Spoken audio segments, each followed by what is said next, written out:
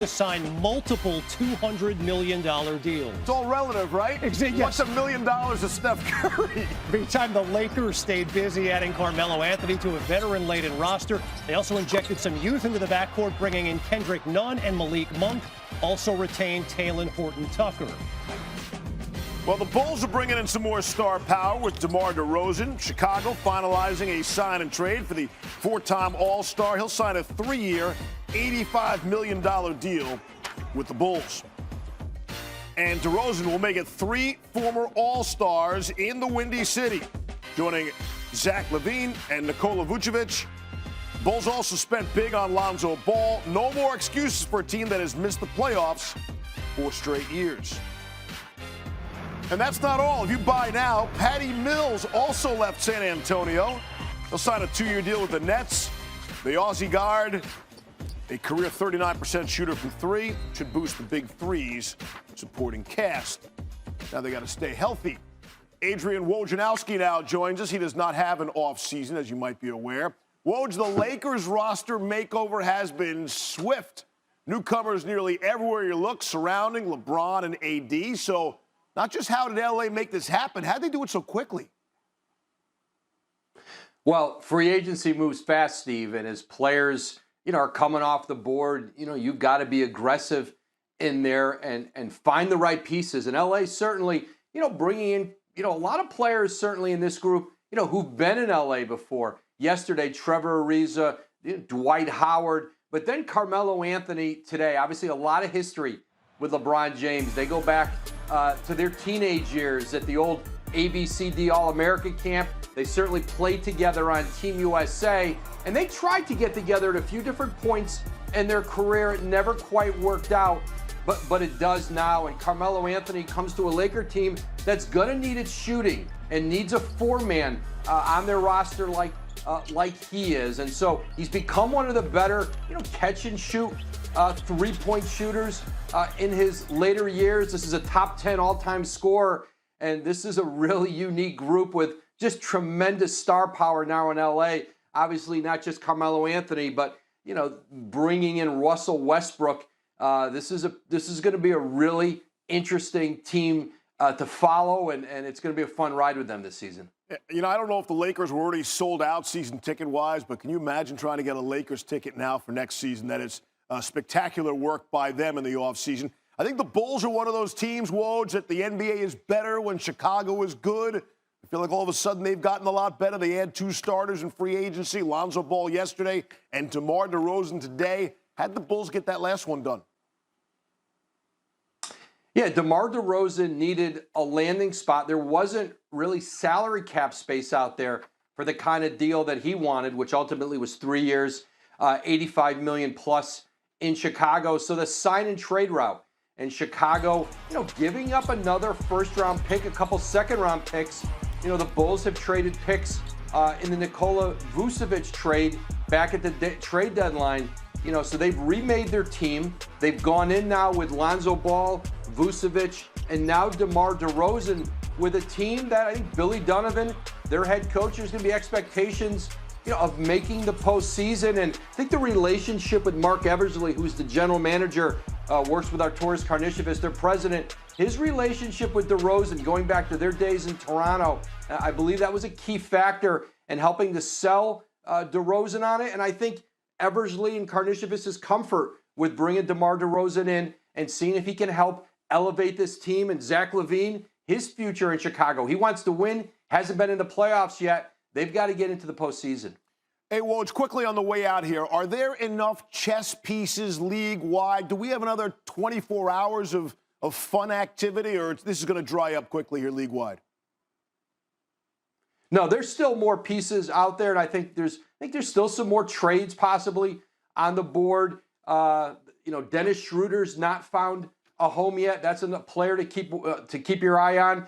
Spencer Dinwiddie continues to try to see if he can get a deal done with the Lakers are hoping for the exact same thing. Maybe that's why they picked up Carmelo Anthony, right? LeBron, Carmelo, finally NBA teammates. They'll be the first pair of teammates to enter the season in the top 10 of the NBA's all-time scoring list since Wilt Chamberlain and Jerry West in 1972 and 73. They were first and fourth, respectively, wound up reaching the finals during Wilt's final NBA season. So many storylines with Melo and LeBron, right? Both were taken in the 03 NBA draft, first and third respectively. Of course, LeBron came out of high school. Melo was a revelation at Syracuse after winning a title his freshman year. Since their pro debuts, they faced off against each other 46 times, including playoffs, and LeBron holds the lead with 30 wins, but both have performed pretty well. They average over 20 points per game against each other. And while this is the first time they will be NBA teammates, of course, they've played with each other before. They were teammates in the Olympics in 2008 and 2012 when they took home gold for Team USA each time. But not Banana Boat Brothers. Here's Melo. No. New on SportsCenter, him speaking about the Lakers. Timing is everything. I mean, for years we've always laughed about it and spoke about it, what it would be like. We had a little bit of, experience with the USA basketball and playing together, but that's totally different than in a situation like this. But we've always talked about it, laughed and joked about it. But I thought and he thought at this moment now, everything comes back full circle for us, and I think the time is now for us to be on the same team. It couldn't have came at a better time. You're 37. LeBron's going to turn 37 in December. We don't care. Dwight's up there. Trevor's up there. Mark Gasol's up there. Don't care. We make our own narrative. Different time,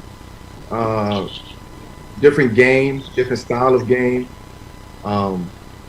More resources than guys had years ago when we first came into the game.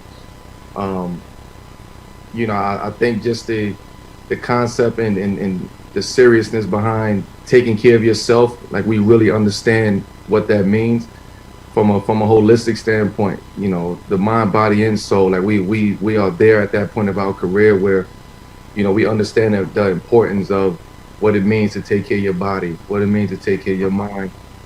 In this situation. So just a reminder what the storyline around this Lakers team is going to be all year, that they're kind of old. Mm-hmm. With the addition of Melo, the Lakers now have 5 players that are aged 35 or older. The Lakers have never rostered more than 3 35-year-olds. They also have 5 players signed that have 8 or more All-Star selections. According to Elias, no team in NBA history has had 5 8-time All-Stars appear for them in a single season. So yeah, maybe you explain to them how these deals came together. I think one advantage with all 4 of these teams in these 2 deals is that these ultimate sign and trade agreements were discussed at the trade deadline. Chicago had talks with New Orleans on Lonzo Ball. Miami and Toronto talked on a Kyle Lowry deal. So the ultimate final forms of these trades were discussed when it was legal to do so back at the trade deadline. So they knew really how they might structure these sign and trade deals. And I think that'll be part of the case that the teams are going to make with the league office as they go through this investigation. Woj, what are the possible penalties here if a violation of tampering is found? Well, the worst case scenario that is available to the league is to void the deals. I don't expect that would be it is on the table though. More likely, you're looking at fines for the teams, loss of draft picks.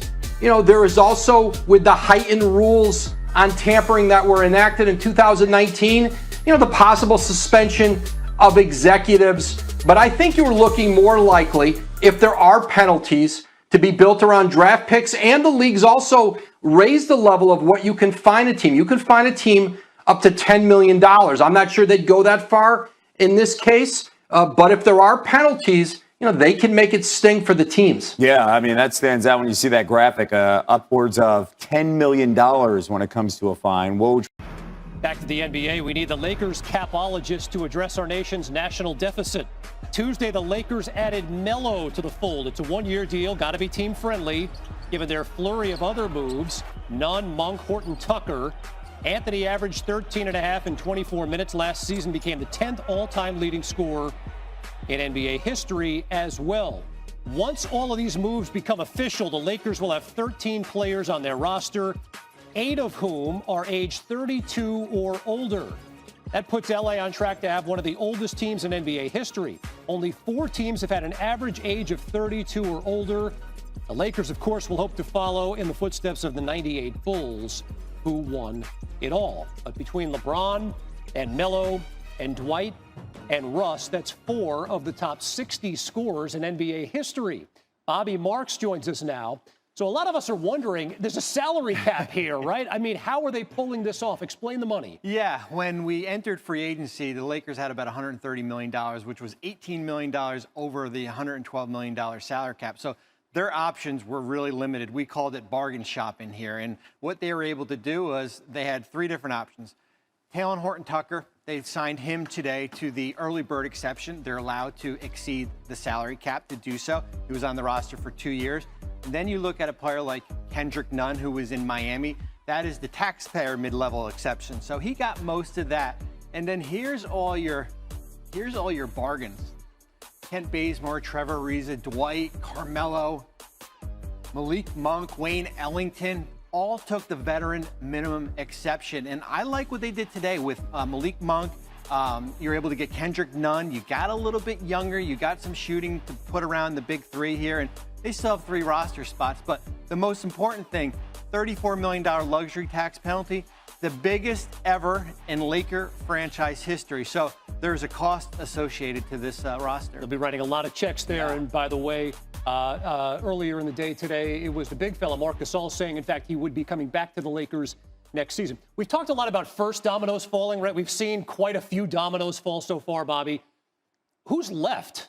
Yeah, so I call them the cap space free agents. That's what their label was before free agency started. Those aren't the players who are going to sign for the taxpayer mid-level or even the full mid-level. That's the players like Spencer Dinwiddie, Larry Markkinen, Reggie Jackson, Dennis Schroeder, who was with the Lakers there. And the problem right now is that the market's frozen. There's only about 3 teams that have cap space. You're looking at a team like Charlotte. New York's got a little bit. San Antonio, Oklahoma City. So a player like Dinwiddie trying to arrange a sign and trade to get to Washington. It's complicated because the Nets want compensation back. Right. We saw in the DeMar DeRozan sign and trade. They got a first-round pick, 2 seconds. Devontae Graham to New Orleans.